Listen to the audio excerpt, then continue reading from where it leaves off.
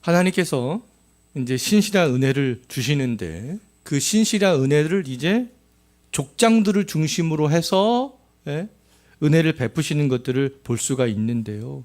하나님께서는 항상 그 거룩한 계보를 강조하시는 것을 볼 수 있습니다. 거룩한 계보를 통하여서 하나님께서 은혜를 주시는데요. 창세기 1장부터 11장 16절까지는 하나님께서 개인적으로 은혜를 주시잖아요. 셋에게, 노아에게, 노아의 아들 중에 셈에게 이렇게 하나님께서 은혜를 주시고요. 창세기 11장 27절부터 이제 50장 마지막 절까지는 하나님께서 이제 셈의 후손인 족장들에게, 아브라함과 이삭과 야곱에게 이제 은혜를 주시는 것을 볼 수 있습니다. 그럼 이런 하나님께서는 이런 거룩한 계보를 통하여서 은혜를 주시고 구속의 계획을 이루어 가시는 것들을 볼 수가 있잖아요. 하나님의 관심은 온 인류에게도 있지만 그 가운데 누구에게 있습니까? 거룩한 계보에게 있다라는 것들을 알 수가 있어요. 먼저 하나님께서는 아브라함에게 은혜를 주시는데요. 하나님이 아브라함을 부르시고 언약을 맺는 것을 볼 수 있습니다. 그래서 언약의 표징으로서 무엇을 하게 합니까? 할례를 받게 하죠. 너는 하나님의 언약 백성이야. 그 표징으로 무엇을 줍니까? 할례를 받게 하는 거잖아요. 신약 시대에는 우리가 하나님의 언약 백성이라는 표징으로 무엇을 받아요? 세례를 받는 거잖아요. 하나님께서는 아브라함을 부르시고 언약을 맺습니다. 창세기 17장 7절 말씀 한번 우리가 다 같이 한번 읽어보도록 하겠습니다. 내가 내 언약을 나와 너 및 내 대대 후손 사이에 세워서 영원한 언약을 삼고 너와 내 후손의 하나님이 되리라. 하나님께서 약속하셨죠.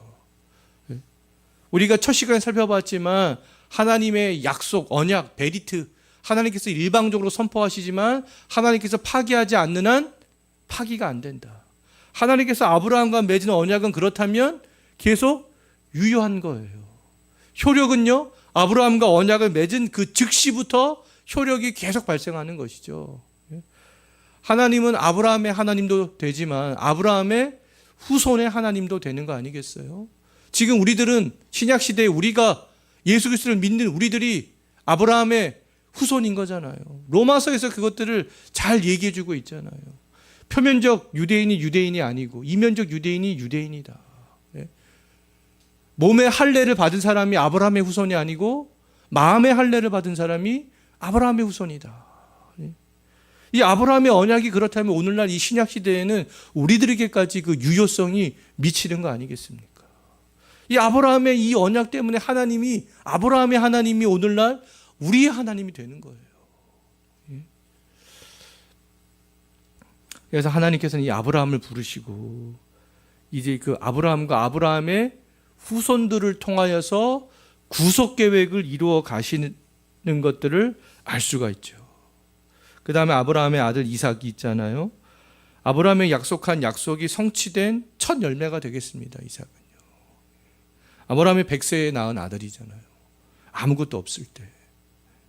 그 다음에 야곱인데요. 이삭의 아들 야곱. 야곱이 가는 곳마다 하나님께서는 아브라함과 함께 하시는 것을 볼 수 있습니다. 고향을 떠나서 삼촌 라반의 집으로 피해갈 때 아브라함이 베델에서 돌베개를 베고 잘 때 하나님을 만나잖아요. 베델에서 돌베개를 베고 잘 때 하나님께서는 야곱에게 약속하시죠. 내가 어디로 가든지 너와 끝까지 함께 하시겠다. 삼촌 라반의 집에 도착했을 때는 그곳에 사는 동안에도 하나님께서는 야곱과 함께 하시고, 삼촌 라반의 집에서 다시 고향으로 돌아올 때 야복강에서도 하나님께서는 야곱과 함께 하시잖아요. 그곳에서 하나님과 씨름하여서 야곱이 승리하잖아요. 그래서 그 야복강에서 하나님과 승리한 것을 기념하여서 그곳 이름을 뭐라고 했습니까? 브니엘 이라는 그런 이름을 갖게 했죠. 그때서부터 야곱의 이름도 무엇으로 변했습니까? 이스라엘로 변하게 되는 거잖아요.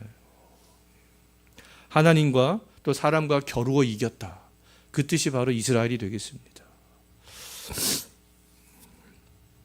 이렇게 해서 하나님께서는 이제 족장들을 중심으로 해서 하나님의 약속을 주시는데, 족장에게 주신 하나님의 약속이 대표적으로 네 가지가 되겠습니다. 그 첫 번째는 씨에 대한 약속이에요. 후손에 대한 약속. 하나님께서 아브라함에게 언약을 맺을 때 약속하셨죠. 아브라함은 아들이 없었습니다. 70이 넘도록 아들이 없었어요. 근데 그때 아브라함을 불러서 아브라함과 언약을 맺습니다. 하늘의 별과 바다의 모래와 티끌처럼 많은 자손을 갖게 될 것이다. 이런 언약을 맺죠. 그럼 아브라함은 어떻습니까? 이 약속의 말씀은 부여잡고 살아가는 거 아니겠어요? 그 약속의 첫 열매가 아까 살펴봤지만 이삭이 되는 거잖아요. 그 다음에 땅에 대한 약속을 합니다. 동서남북으로 보이는 모든 땅을 갖게 될 것이다.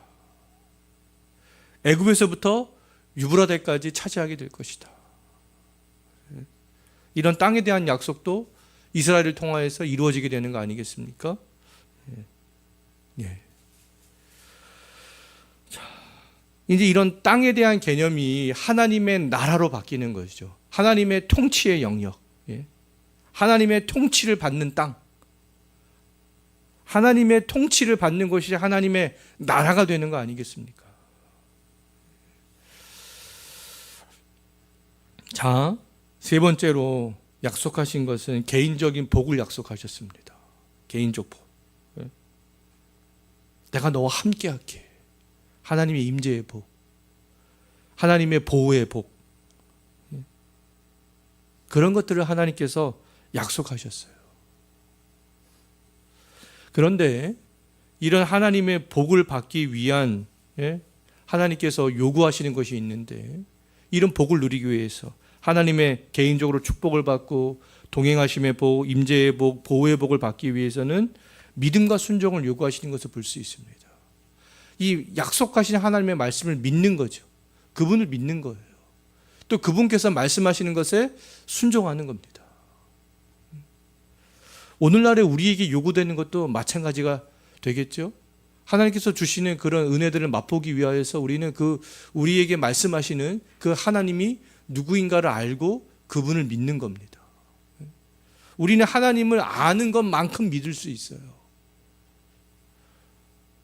그리고 또 그분의 말씀에 순종하는 것이죠. 그러면 하나님께서 오늘날에도 아브라함의 그 언약 때문에 우리에게도 유효한 거 아니겠습니까? 그 다음에 이제 마지막 약속은 뭐냐 하면 열방에 대한 축복입니다. 아브라함에게 하신 약속이 모든 열방으로 확대가 되어질 것이다. 그 약속을 하셨어요. 열방으로 확대가 된다. 창세기 12장 3절 말씀을 보게 되면요, 천하 만민이 아브라함의 씨로 인해서 복을 누리게 될 것이다. 아브라함의 씨로 인해서 복을 누리게 될 것에 대해서 창세기 12장 3절에서 말씀하고 있는데, 이 아브라함의 씨가 누구를 지칭을 하겠습니까? 장차 오실 예수 그리스도를 지칭하는 거 아니겠어요? 그러면 천하 만민이 장차 오실 예수 그리스도를 통하여서 복을 누리게 됨을 이미 하나님께서는 아브라함을 통해서 말씀하신 것을 볼 수 있습니다. 그럼 모든 열방도 결국에는 이 아브라함의 언약 때문에 하나님의 구원의 은혜를 받게 될 것들을 미리 예고하고 있는 거 아니겠어요? 알 수 있는 거 아니겠습니까? 그 모든 열방에 대한 구원의 약속들을 하나님께서 이미 하셨잖아요. 족장과 하나님이 약속한 씨는 우리와 같은 이방의 민족 유대인 편에서 볼 때요, 이 열방은 하나님의 축복의 통로가 되는 것을 볼 수 있어요. 족장들의 후손인 이스라엘, 좀 전에 살펴봤잖아요. 이스라엘 백성들. 그 다음에 하나님께서 궁극적으로 말씀하신 언약의 씨인 예수 그리스도. 이스라엘 백성들은 예수 그리스도가 오시기 전까지 징검다리 역할을 한다. 그래서 이렇게 확장이 되어져 나가게 되는 것이죠.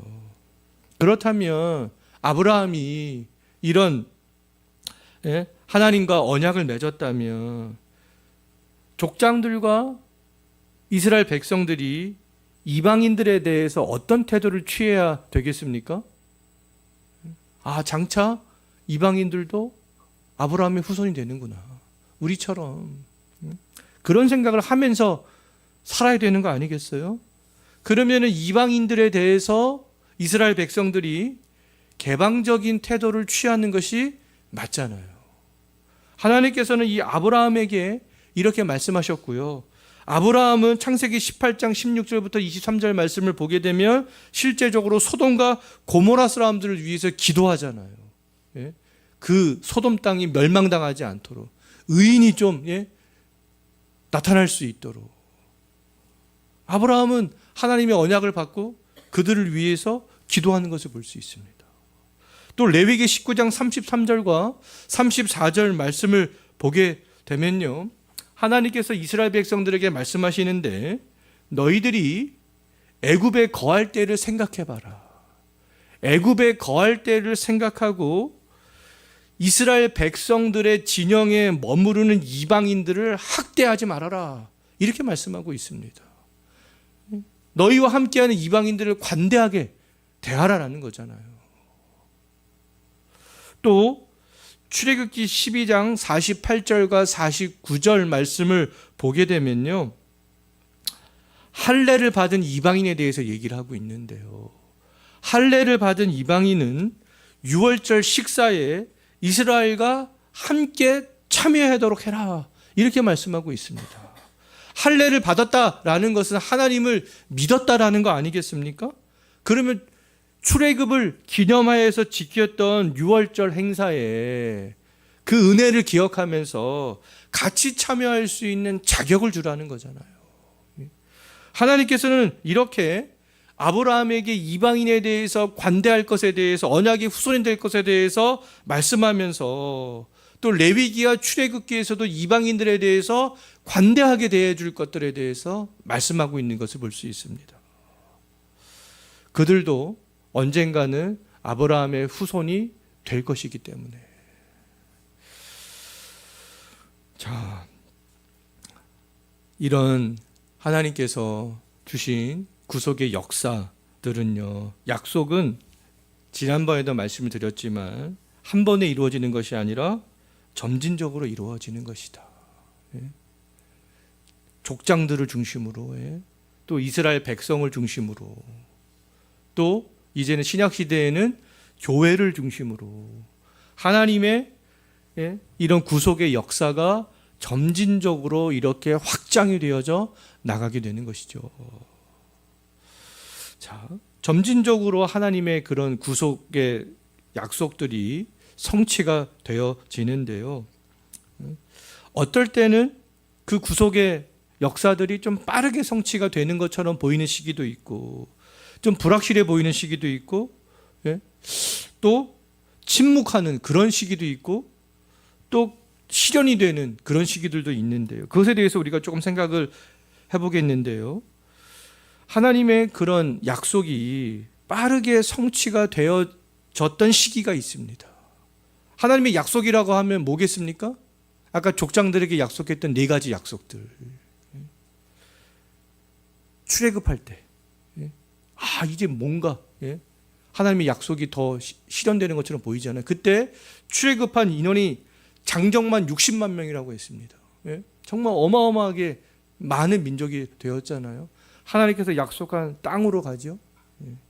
또 개인적 축복들도 그들이 출애굽하면서 많이 받았습니다. 애굽인의 금은 폐물을 다 가지고 출애굽하잖아요. 또 이방인들도 그 속에는 섞여 있었어요. 이방인들도 출애굽하는 무리에는요.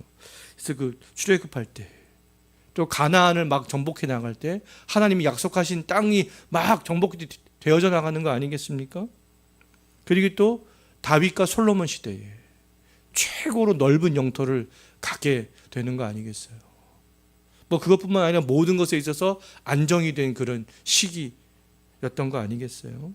이런 시대에는 하나님의 약속들이 좀 빠르게 성취가 되어져 갔던 것이죠. 그런데 다른 한편으로는 이런 하나님의 약속이 불확실해 보이던 시기도 있었습니다. 언제요? 북이스라엘이 아수르에게 586년에 멸망할 때, 또 722년에 기원전 722년에 남유다가 바벨론에게 멸망할 때 하나님의 약속이 이루어지지 않는 것처럼 그렇게 보이던 시기 아니겠습니까? 자, 이제 세 번째로 또 하나님의 약속이 영원성이 다시 확인되는 시기가 있습니다. 하나님의 약속이 다시 확인되는 시기가 언제이겠습니까? 바벨론 포로로 끌려갔던 그 포로들이 다시 귀환할 때, 이제 또 다시 이곳에서 하나님의 약속이 이루어지는가? 사람들이 또 희망을 갖게 되는 그런 시기가 되는 것이죠. 자, 이제 그런 말씀들이 에스라나 느헤미야를 통해서 우리가 알 수 있는 거 아니겠어요? 하나님의 약속이 그런데 침묵했던 시기도 있습니다. 침묵했던 시기. 우리가 구약과 신약의 사이를 뭐라고 부릅니까? 중간기라고 부르는데요. 구약과 신약의 사이가 중간기가 약 400년이 있었습니다. 구약의 말라기 선지자가 구약을 끝내고 있잖아요. 말라기 선지자가 말라기서를 쓴 이후에 약 400년 동안 하나님의 말씀이 임하지 않았습니다. 약 400년 동안. 근데 언제부터 다시 시작이 되었어요? 세례 요한 때부터. 세례 요한이 마지막 선지자가 되는 것이죠. 구약을 마무리하는 마지막 선지자가 되겠습니다. 세례 요한이 등장하기 전까지 말라기 선지자 이후에 약 400년 동안 하나님의 말씀이 침묵했어요. 어떤 말씀도 없었습니다. 그럼 약속이 이게 어떻게 되는지 침묵했던 시기가 되는 것이죠. 자, 이제 그랬던 시기가 이제 예수 그리스도가 이 땅에 오심으로 하나님의 약속이 실현되는 것을 볼 수 있습니다. 지금 약속이 실현됐죠. 예수님을 통하여서. 지금도 그 예수님을 통하여서 하나님의 구속의 은혜를 받는 사람들이 점점 많아지고 있는 거 아니겠습니까? 그래서 이러한 과정을 거쳐서 하나님의 약속이 점진적으로 이루어지게 되었다라는 것을 알 수가 있겠습니다.